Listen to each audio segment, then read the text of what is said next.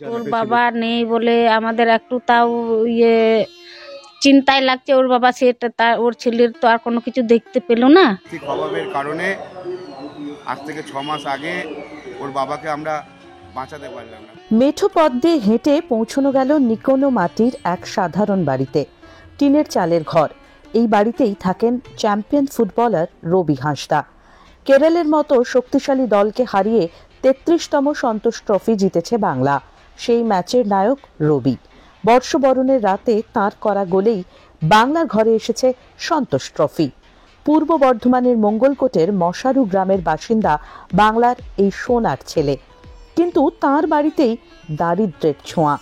মাটির ঘরে সাজানো থরে থরে ট্রফিও মুছতে পারেনি অভাবের কালো ছায়া। বাংলার হয়ে জয় আনার পর সকলের চোখের মনি রবিকে নিয়ে আশায় বুক বাঁধছে পরিবার।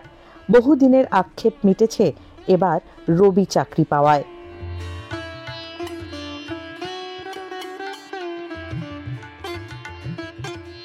ছমাস আগেই বাবা সুলতান হাঁসদাকে হারিয়েছেন রবি। ছেলেকে নিয়ে অনেক স্বপ্ন ছিল তাঁর।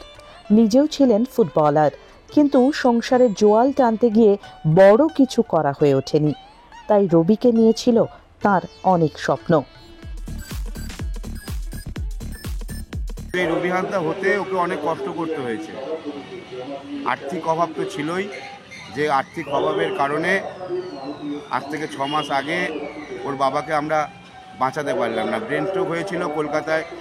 নিউরো সায়েন্স যে নার্সিংহোমটা রয়েছে সেখানে ওকে নিয়ে যেতে পারলাম না ওর বাবাকে অর্থের অভাবে। তাই বর্ধমানের একটা নার্সিংহোমে রেখে ট্রিটমেন্ট করেও কিন্তু আমরা বাঁচাতে পারলাম না, শেষ রক্ষা করতে পারলাম না। ওর বাবাও একজন ফুটবলার ছিল এবং তার স্বপ্ন ছিল যে আমার ছেলে যেন একদিন বড় হতে পারে। ওর বাবা থাকতো আরো গর্ব, আমাদের আরো বড় হয়ে যেত। বাবা আনন্দ খুব পেত। ও থাকলে তো আর বলতেই হতো না, আমাদের অনেক গর্ব, অনেক বড় হয়ে যেত।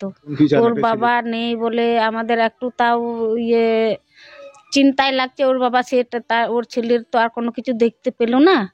ওর বাবার গর্বটা ও দেখতে পেল না। ছেলের যে আমার ছেলে এত দূর পর্যন্ত এগিয়ে যাবে, ওর বাবা দেখলে আরো আনন্দটা আমরা পেতাম।